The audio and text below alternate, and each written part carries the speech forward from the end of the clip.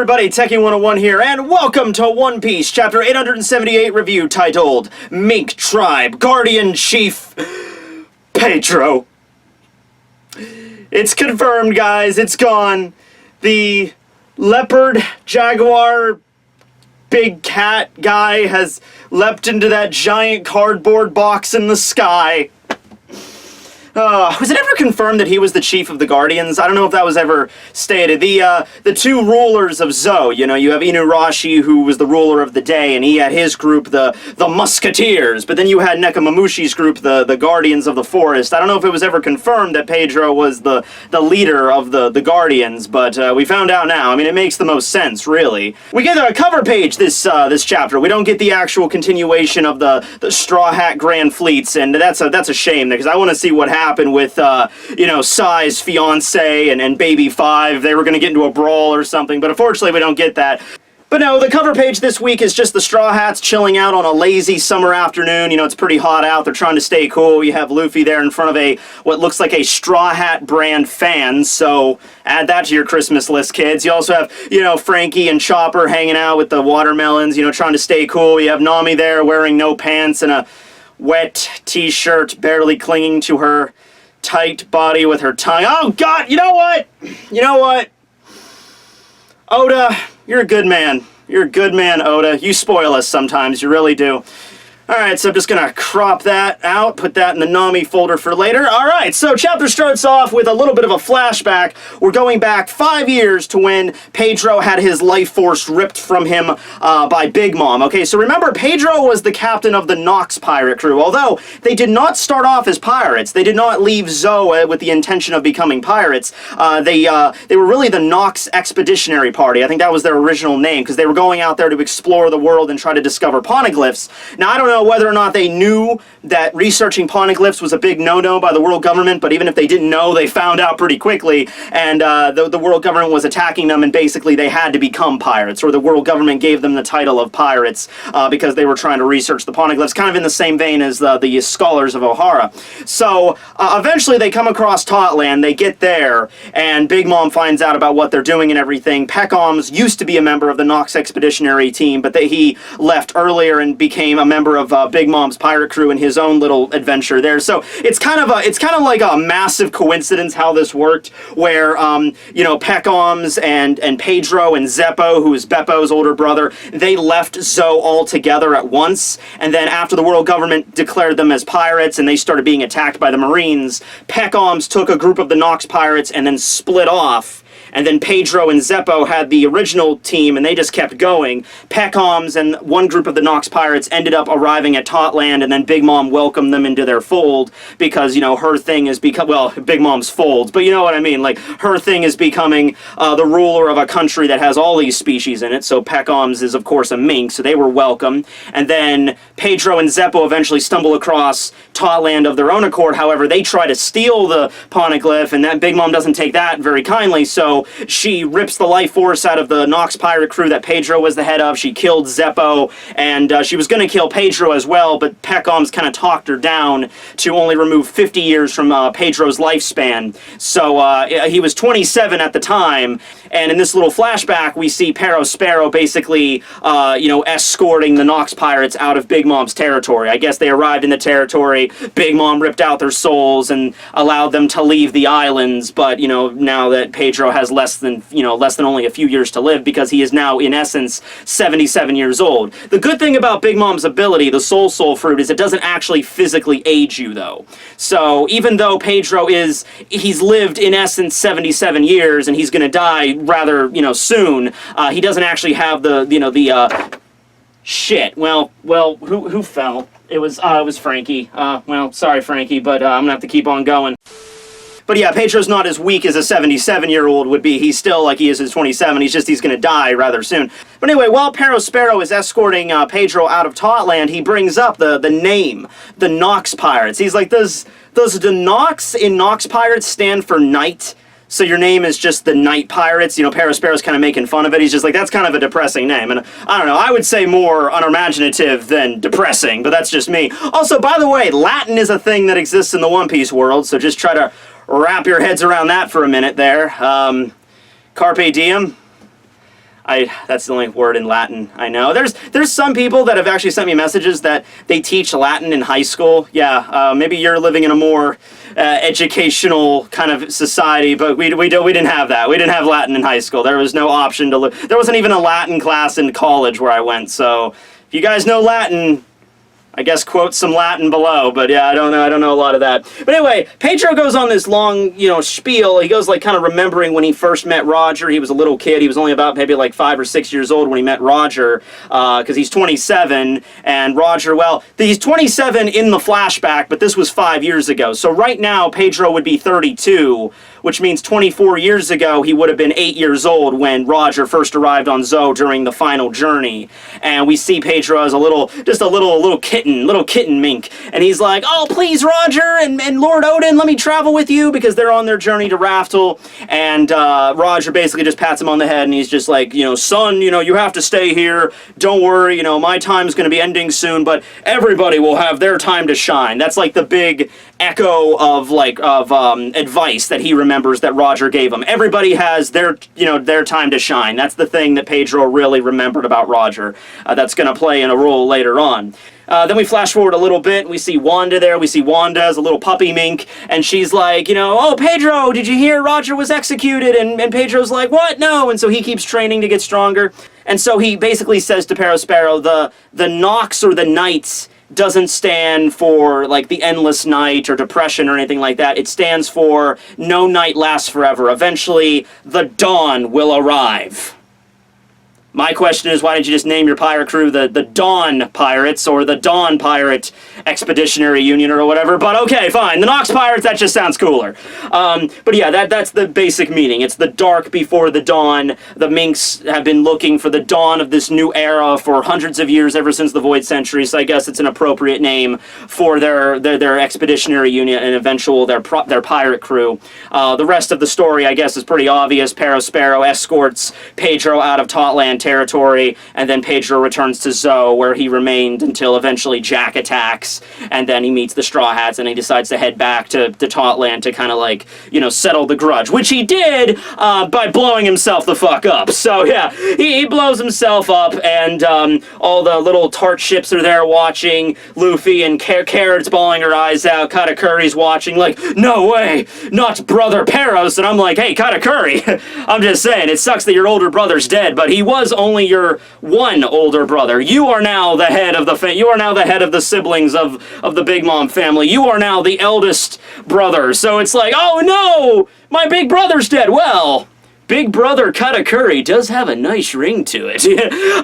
But anyway, yeah, then you see the candy beginning to dissolve Chopper and Brook, which this still looks like an incredibly painful process, because maybe not so much for Brook because, he's a skeleton, yo-ho-ho-ho, but with Chopper, the candy was still, like, in his lungs and you see it dissolve. So now I'm just imagining him, like, his lungs have been, like, caked in this, like, hard candy, and now it's beginning to dissolve, so now he's just like... Still doesn't look like a pleasant experience to go through, but I guess they're alright. The Thousand Sunny got freed from the candy as well. It begins to dissolve. Remember, Big Mom was kind of like shaken up by it, so she gets knocked down as well. And everyone's shouting there, and everyone just kind of gets knocked out. They're not really sure what to do here. Like all the chess soldiers and all the homies there, everybody's just kind of knocked around. This was a really big explosion. I mentioned that last chapter. Like, I don't know what the hell Pedro packed that dynamite with. Like, it was antimatter or freaking... That was like a nuclear freaking powered explosion. I don't know, but there was a big explosion strong enough to pretty much rock Big Mom, which is not an easy thing to accomplish, even on, Saturday nights when she gets kind of tipsy. So, everybody gets knocked down, but Luffy is kind of the one that kind of realizes, we gotta get going. We're off, men. We gotta get going, or we'll never be able to face Pedro again. So Luffy is the one that kind of drags everybody up. Like, we had to get going. Fire off a Kude burst. Carrot, in the meantime, is freaking out, man. She's just like, I gotta go see if he's okay. What? Imagine that scene in, like, Saving Private Ryan, where like they land at Normandy and the explosions go off, and Tom Hanks is all shell-shocked at first because he can't hear anything, and he's just looking around, and so Carrot, same thing happens, because Pedro blew himself up pretty much right in front of Carrot. So Carrot's all like, her bunny ears are overloaded, she's looking around, and there's a freaking ice cream cone homie walking around picking up his dead, friend who's like an Oreo. I'm quoting the movie Sausage Party right now or whatever, but you know what I mean, like, oh god, I need to save save him. Nami's like, no, we need to go now. So Chibei's like, all right, well, how do you start this thing? Is it the rear thrusters? Is that what they're called? Which lever do I push? You know, I would imagine Frankie has like an emergency little section, like a little booklet underneath the helm of the Thousand Sunny. It's just like these little like, okay, in case of emergency Kude burst, and he like opens it up and it's like pull the left lever, charge the cola, you know, and then of course step 6 is like a super, you know, and yell out super and then pull this lever. I'm like, all right, super, and then, you know, Kude burst, you know, triggers. It doesn't work unless you yell super, of course. But then we cut over to Katakuri, who's charging up an attack. The mochi's beginning to like bubble off of him. He's getting ready to launch it. Carrot breaks free of Nami's grasp and goes right for Katakuri. And this is like Carrot's moment, okay? Carrot's moment. She's remembering her past now. And Carrot began as a warrior on Zoe, and I guess Sicilian was trying to teach her how to use a sword, and she wasn't really good at it. Pedro said she doesn't really have any talent with the sword. But it's not like you can only fight with a sword. It's like everybody has their own little talents that they can fight with. It's just that Carrot wasn't suited to using a sword. So that's where she got her gauntlets. That's where she got like her little Claw things. Pedro, I guess, made them for her and gave them to her. So we find out in this chapter that Pedro was sort of like a mentor to her growing up. Probably the same thing with Wanda. Wanda was kind of like her mentor as well. We get a really cool scene where, you know, she's remembering her past and she's running right toward Katakuri like, oh my god, is she actually going to do some damage? No, she didn't. Katakuri just kind of slams her to the ground and then steps on her bunny ass. But it was cool to see it. It was nice. You know, Carrot is a brave little bunny. She's not just going to sit back and bawl her eyes out. She's going to be like, you son of a bitch! And then the claws come out and tries to electrocute him. Doesn't work very well. Luffy charges in and assaults Katakuri, launches off a volley there, probably like jet gatling or something. And you know what? You know what? We see Katakuri here basically turning straight into Mochi. You know what? I've talked about this in length enough. I don't really know where else to go from this. I mean, like, Oda, you gotta make up your mind, bro. You either need to confirm Logia, Special Paramecia, or you need to confirm, like, what the hell a Special Paramecia is. You need to have, like, a press conference, like an emergency One Piece press conference, where, you know, you get NBC, CBS there, you got all the microphones, you got a bunch of people murmuring. Oda steps out, looking all cool, he's got the suit and everything, gets up to the podium, you know, pulls out the papers, you know, straightens his tie, and he's like, my fellow One Piece fans, it's my understanding that a lot of you are confused by the nature of Charlotte Katakuri's Devil Fruit ability. I know I set it up as a Logia, then I retconned it to a Special Paramecia, and now we clearly see Katakuri, you know, having attacks pass through his body as if he were a Logia. So allow me to confirm the status of Katakuri, as well as elaborate on the details of this Special Paramecia class. We need to get that, Oda. We need to get a special One Piece emergency broadcast just for this occasion, because I'm not touching this anymore. Alright, well, Luffy states that he's the captain. Alright, didn't call that. I mean, that's a big shocker of this chapter. Luffy is in fact the captain.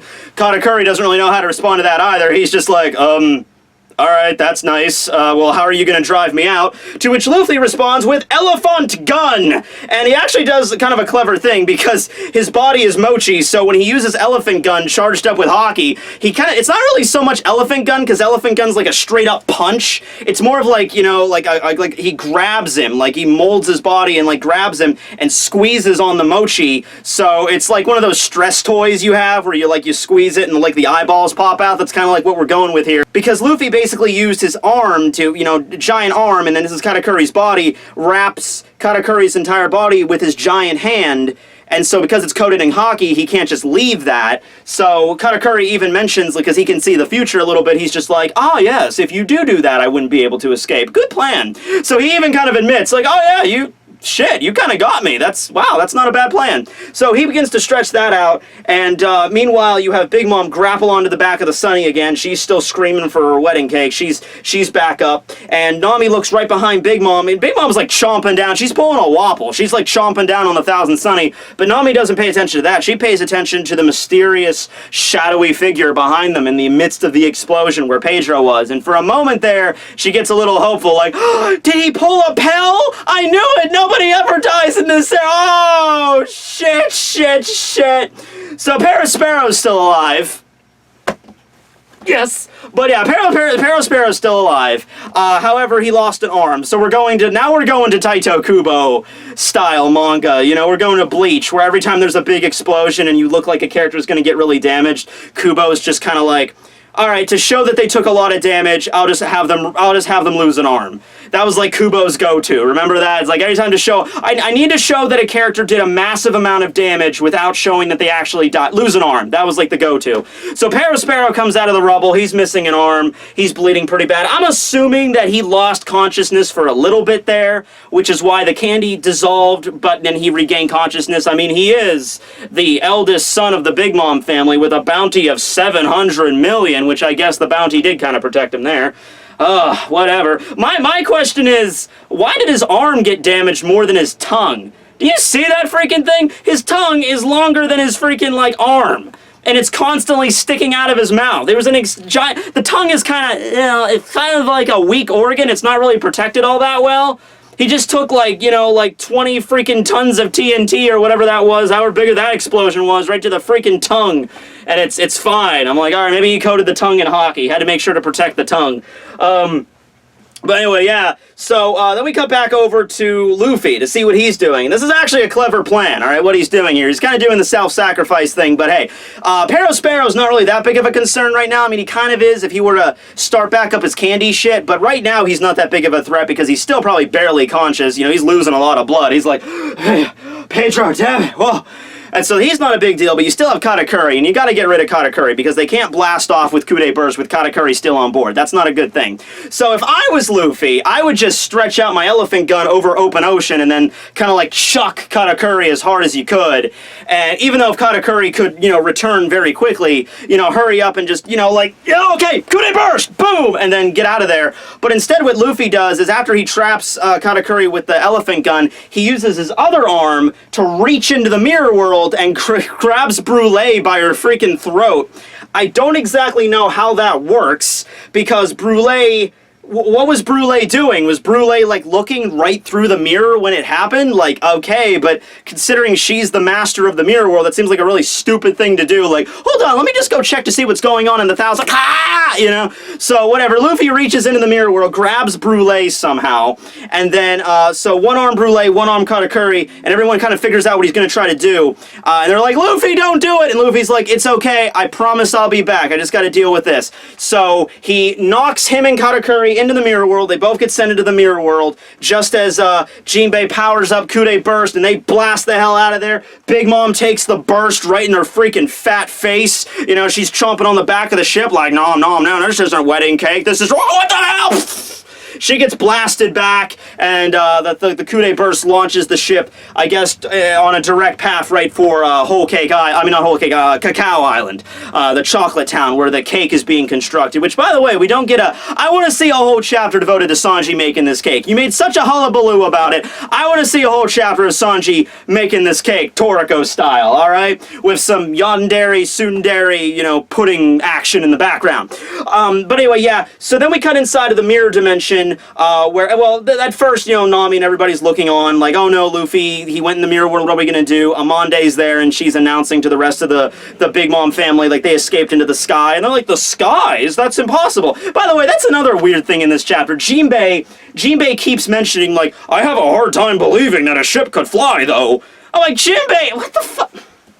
Jinbei, how old are you? I want to say Jinbei's in his 40s. I want to say he's like 44 or something. I might be off on that, but Jinbei, how old are you, and how many weird, wacky shit have you seen in your time? You live on an island that is 10,000 meters below sea level, that somehow still has oxygen and sunlight. And the thing that just blows your mind is a ship that can fly. You know, you witnessed all these crazy devil fruit powers. There's a guy that can literally turn into candy right over there. There's a woman that can rip out your soul right there. And then there's another guy that was a talking leopard that just blew himself up. Jaguar, sorry. And the thing that freaks you out, and you yourself are, by the way, a talking whale shark fish. And the thing that freaks you out is, whoa, a ship that can fly. That's a pretty tall tale you're spinning me there. I don't get it, man. But anyway, yeah, the ship blasts off. We cut into the mirror world for the final phase of the chapter. We see Luffy there. He, I guess, knocks everybody out with Conquerors. At least Brule is knocked out. So I don't know whether or not Brule got knocked out because Luffy was basically like choke slamming her into the side of the floor, or he used Conquerors. But you have Katakuri there too, and he kind of just he's all chill with it. He's just kind of like Luffy releases him from his elephant gun grip, and Katakuri's just kind of sitting there like, okay, just kind of dusts himself off, sits up. I'm like, okay. Well, we're doing this, you know? And so Luffy states, here we can fight as long as we please. He breaks the mirror back to the Thousand Sunny, and then you just see the ending chapter with Luffy and Katakuri just giving the death glare to each other. Who will decide the future? That's how you end a chapter, by the way. That shit's good. You know, because some people were curious, like, man, Luffy's not getting a big fight in this arc. You know, he had that one clash with Big Mom where he went Gear 4, you know, trying to punch Big Mom. That was cool. But we didn't get an actual fight with Luffy this arc. We didn't really do that. So I guess Oda decides, all right, we need to do it. We need to have a Luffy fight. So here we go, guys. Luffy versus Katakuri. Place your bets, ladies and gents. I'll do 100 million berries on the rubber boy. Bring it on. I think, though, in this fight, we're going to find out more about Katakuri's Devil Fruit. We're going to find the connection there, that there is, like, maybe the Mochi Mochi no Mi is the superior level, you know, Devil Fruit compared to the Gamu Gamu no Mi. Maybe it's awakened. Who knows? Maybe it's a special paramecia and it's been awakened. That would explain all the wacky shit he can do with it. You know, that was the case there. They basically, I mean, they have access to the mirrors.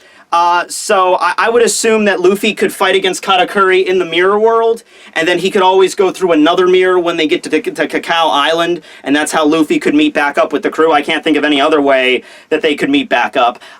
You know, oh, by the way, people have brought up, like, Brule's mirror world, you know, like, is it infinite? Like, you could go to any mirror in the entire world using this power? I don't think that's the case at all. I think it's limited to just a certain, it has a really big range. It has a range of probably at least every island in Totland, but it probably goes like where in relative to where Brule is. Remember, Whole Cake Island's like in the middle of Totland, so if Brule stays stationed in Totland on Whole Cake Island, and it's like a big radius, she could enter maybe every mirror in the country. But because you figure if she had access to every mirror in the world, which would mean Big Mom would have access to every mirror in the world, she would know shit about Kaido. She would know shit about she would be able to like watch the Gorosei as they're taking a shit. You know, the Gorosei's in the bathroom reading the paper, like, situation in the South Blue, that's not looking good. We should dispatch the Marines to overthrow that country. Meanwhile, Brule's sitting there in the mirror like, oh, yes, okay, I'll tell Mama about that. You know, like, that wouldn't be, like, that's probably not how it goes.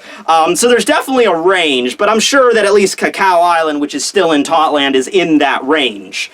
Yeah, and I think that's basically what Oda's going for here. He wants to see a big, you know, Luffy brawl to end out this arc, which I'm fine with that. It means we're probably not going to get a big brawl between we're not going to see Luffy fight against Big Mom. That clearly wasn't going to be the case. Everybody should have known that going into this arc. We were not going to get a full-on brawl between Big Mom and Luffy. We're surprised. I'm surprised we even got the Gear 4th clash thing. That was more than I thought we were going to get.